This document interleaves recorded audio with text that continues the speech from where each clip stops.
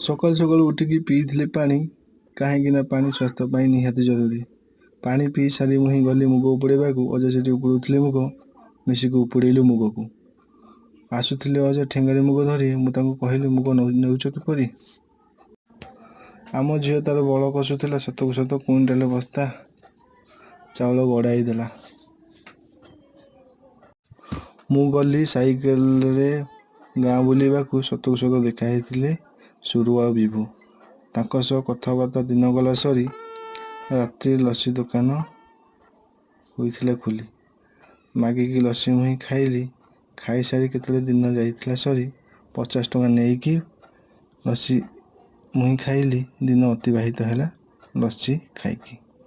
ଜୟ Jagannath. Video ଭଲ ଲାଗିଥିଲା like, subscribe ଓ ଚ୍ୟାନେଲକୁ ଲାଇକ୍ କରିଦିଅନ୍ତୁ। ଜୟ ମାତା ପିତା।